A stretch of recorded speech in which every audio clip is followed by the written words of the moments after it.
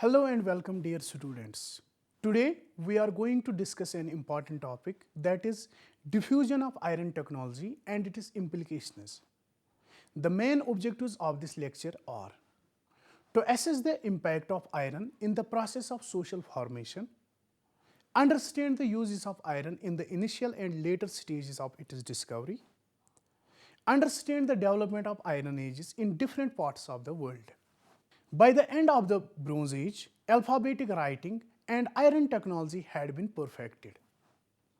According to W. H. McNeill, cited by J. D. Moley in 1985, the Middle East experienced a new wave of invasions and migrations about 1200 to 1000 BCE due to the spread of iron working capabilities.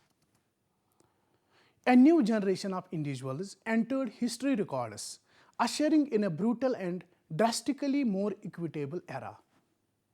In particular, the Battle of Kadesh, in which the Hittites defeated Ramesses II, the Egyptian pharaoh, and the ensuing peace treaty between the two governing kingdoms, known as the Treaty of Kadesh, dated 1269 BCE, are mentioned as examples of the Hittites' military prowess. Nomadic groups replaced the Bronze Age empires during the second millennium BCE, which brought about significant shifts in socio-economic and cultural trends in all societies. The Assyrian Empire in the east grew and spread throughout this time.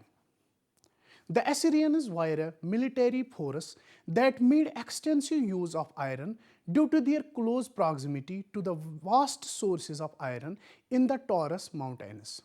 There is evidence that iron was used to manufacture weapons. Numerous academics contend that trade disruptions caused copper to become scarce, which in turn increased the demand for iron. Iron was undoubtedly a crucial commodity for trade during this time. Iron was gradually adapted for use in the production of a wide variety of agricultural implements by the 6th century BCE, including plowshares, hoes, picks, axes, and others. The dissemination of these instruments ushered in widespread changes within the agricultural sector and contributed to an expansion in output. As a result, we can see a steady transition from the stone and wood tools that were used by the peasantry to metal tools, which were far more robust and long-lasting. Iron's widespread availability around the globe has led some to refer to it as a democratic metal. This is because of the metal's widespread use. Iron was obviously playing a significant part in the economy by the early 1st century BCE by facilitating better tools, territorial expansions, etc. Now, we will discuss the role of iron in military strength. Iron brought a big change to warfare because it was stronger than bronze.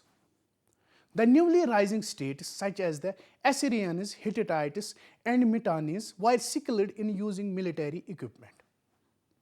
These societies adjusted their weapons and armor as they learned about the relative advantages of iron over other metals. In addition to body armor and helmets, these new states could demonstrate their military might by employing iron weaponry like swords, daggers, and spearheads. P. Villard asserts that the Assyrians' use of iron in their tools and weaponry increased demand for the metal, accelerating its growth and popularity. It was also listed as a factor in these states' success as centers of power.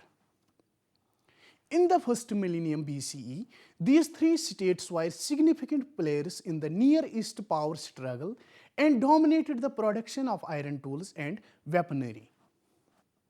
The use of horses in battle was another significant development at this time. Before the second millennium BCE, horses were domesticated and introduced to the Near East region, and gradually their value in battle was realized.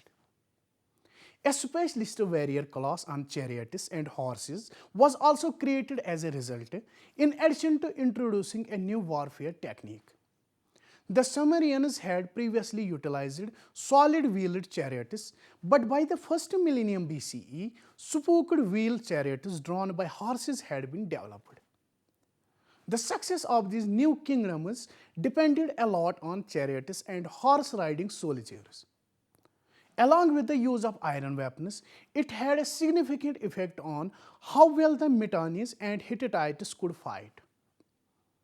The new military method quickly spread to other parts of the world and became a sign of military power. The use of iron in agriculture was first noted in the 7th century BCE when an iron plowshare was discovered in Mesopotamia. Sennacherib, who lived around 700 to 681 BCE, talks about how iron tools were used to cut canals through mountains to bring water to the area of Nineveh, now Iron Age in the Near East. For a long time, scholars held that the technology of smelting iron was established by the Hittites and that it was only after their decline that it could spread to other regions of the Near East and eventually the West. There were references in both inscriptional and literary sources. Its widespread use is attested to by the discovery of iron products dating back to the 1st and 2nd millennia BCE. According to geologists, the Black Sea region has hematite-rich sand. Early Greek writers like Strabo believe that iron was unearthed in this area. Iron ore mining in the area has been documented as far back as the 2nd millennium BCE. The question that emerges as being significant in this context is whether or not the practice of smelting iron was spread from the Near East to other regions of the world. As a result, in order to gain an understanding of the dissemination of iron technology, we need to look at the evidences from this region. We take into consideration the utilization of iron by the Hittites, Mitannians and Assyrians as well as the spread of its use. Now we will know about the iron used by the Hittites, Mitannians and Assyrians. Iron is mentioned in almost 200 Hittite writings, which led scholars to think that the Hittites were prolific makers of iron goods. A letter known as the Iron Letter, which was sent by a Hittite king, probably Hattusilus III, to an Assyrian prince, also acknowledges the Hittite dominance over technology. As stated in the letter, it makes reference to excellent iron in addition to the metal believed to be indicating steel. This would demonstrate their technological prowess and capacity for making use of iron as a strong metal. The Hittite civilization's ability to produce iron is corroborated by iron ores discovered in the Anatolian region. Scholars who affirm the dominance of the Hittites cite the Iron Letter, which made reference to the king of the Hittites' inability to supply excellent iron at that time. This letter has been used to demonstrate that the Hittites were in charge of iron production and that iron was a result of trade. Additionally, it was used to allude to their technological prowess, specifically the ability to make excellent iron, which has come to be understood as a reference to steel.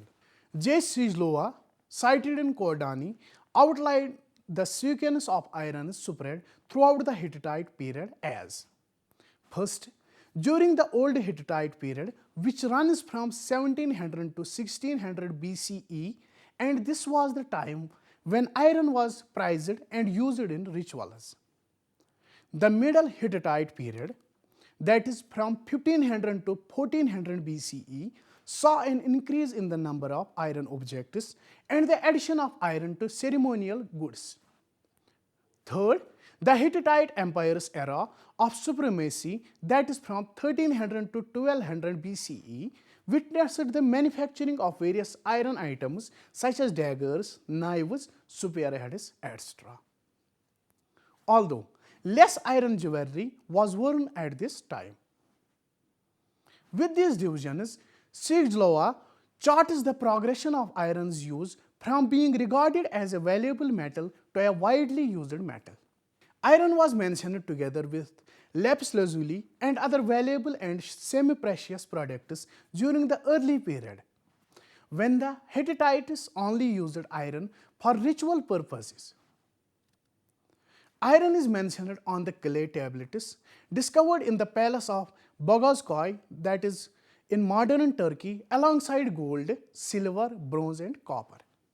An ancient Hittite text mentions an iron throne and a scepter.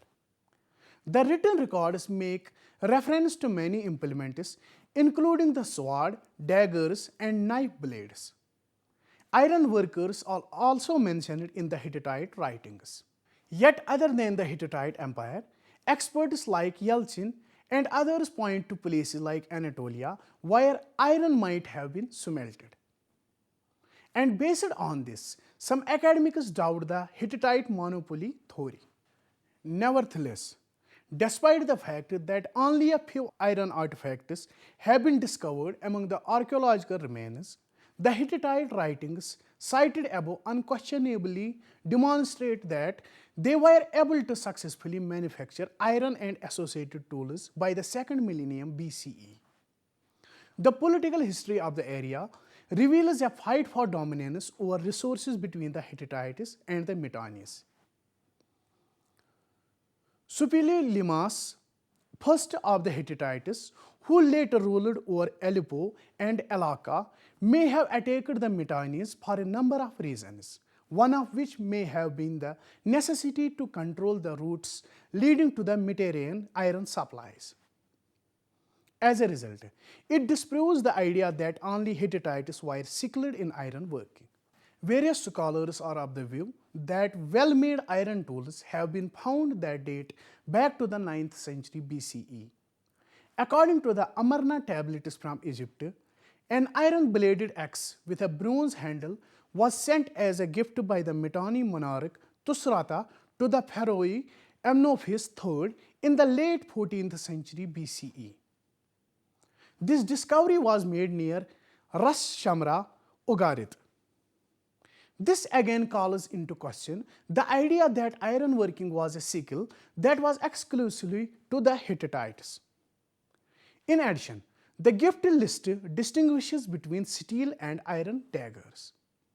This shows that the Mitannis were technologically proficient at smelting iron and could create carburized iron or steel. Furthermore, iron hoards discovered at Khorsabad, Nimrud and Nainwa provide the earliest Assyrian evidence. Archaeological excavations at these places turned up evidence of spearheads, daggers, arrowheads, helmets and pieces of armor, axes, sickles, picks, hammers and other weapons. The earliest proof is a mention of gift to temples. In his inscription, Shalmaneser I recalls significant offerings, including iron, made to the temple at Assur. Here, iron was regarded as a precious metal in the early period, much like in Hittite writings. Iron was later mentioned as a weapon for kings. Inscriptions of Tiglath-Pileser, another king, record the use of iron-tipped arrows for hunting. As a result, royalty employed iron, which was seen as a noble material.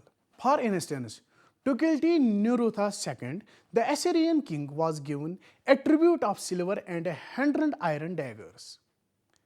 Even Assur-Banival, a later ruler of the 7th century BCE, made references to employing an iron dagger while hunting. Iron is mentioned as a kingly tribute in Assyrian documents from the 9th century BCE. Similar to this, Assyrian king Assur-Nasirpal II recounts using iron hatchets and copper axes to work in the mountains. Iron was therefore significant enough to be noted in writings sought as a gift and given as tribute to rulers. It represented the king's power in the military. According to both Assyrian records and archaeological findings, iron using implements can be seen as early as the late 8th century BCE. Hoes, axes, picks, and other tools were mentioned in the inscriptions of different kings. At Khorsabad, iron picks have been discovered during excavations. Similar exodus was found during Nimrud excavations. By the 7th century BCE, records had already referenced iron plows. Several carpenter's tools were also found during the excavations at Khorsabad. Iron, once thought of as a precious metal for kings, was thus employed for household purposes by the later 8th century. Now, we will discuss Iron Age in Europe. Iron products first appeared in Europe between the 12th and the 10th century BCE, but it was not until after the 8th century BCE that its extensive use in the Greek colonies was documented. Around 1200 BCE, when the Bronze Age of Mycenae and Minos came to an end, there was a time called the Dark Age or the Early Iron Age. The implementation of the iron smelting process was the most significant development from a technological standpoint. Iron was widely available, affordable, and used for many tools. Tribes like the Celts, Etruscans, Iberians, and others rose to prominence during the Iron Age in European history.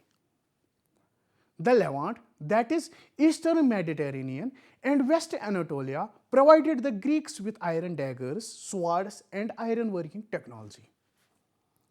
From the Hittite world to Iran and from the northeast over the Caucasus to the Koban regions, ironworking spread.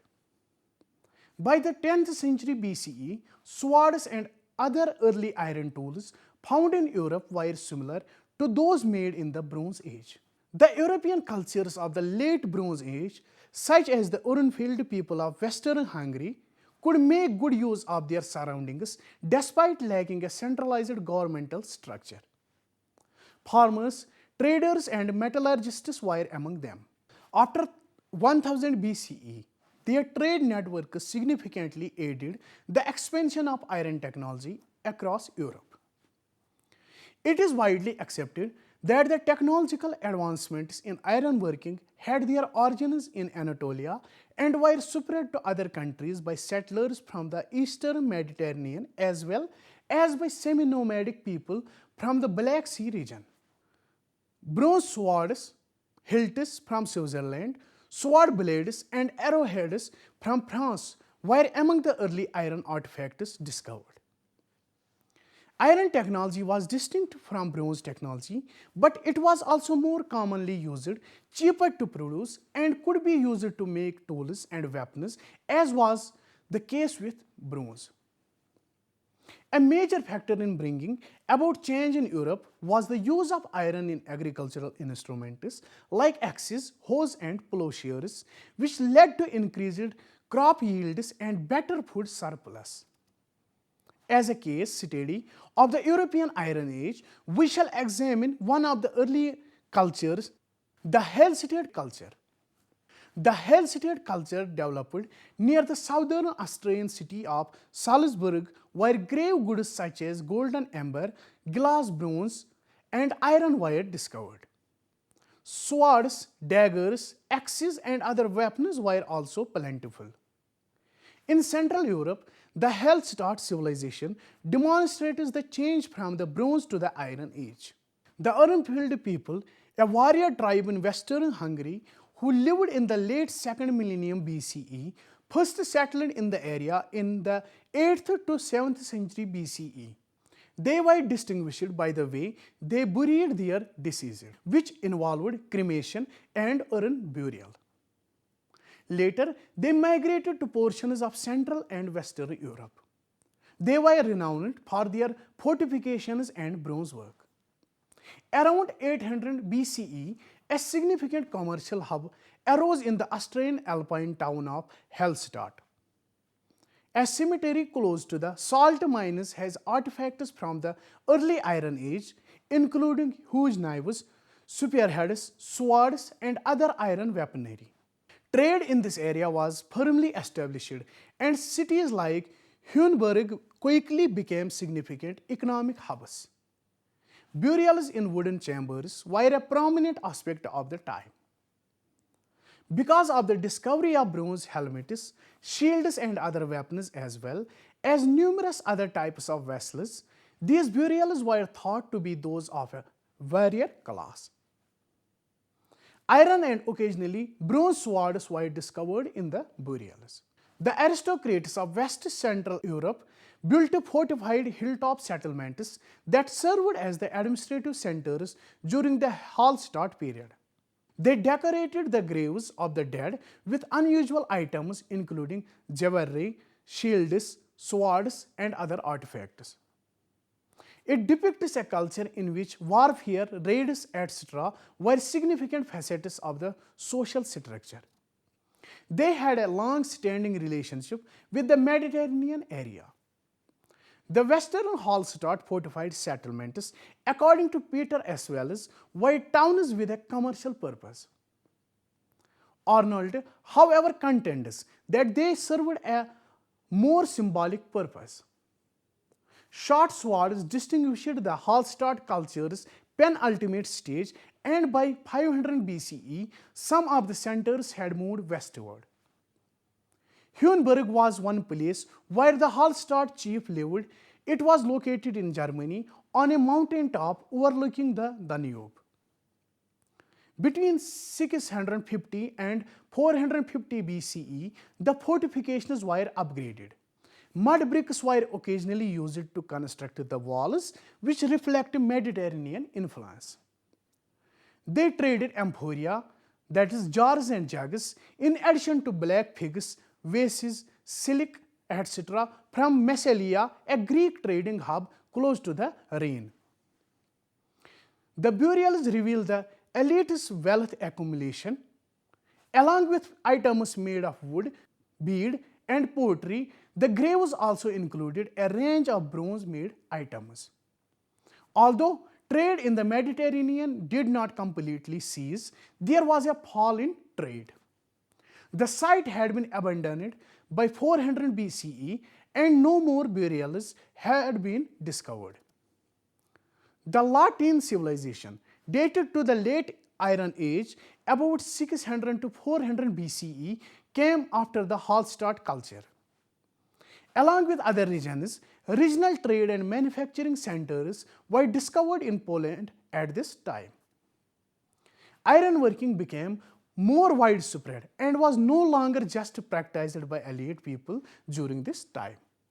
With this, we come to the end of today's lecture. Hope you have enjoyed it well. Thank you for watching.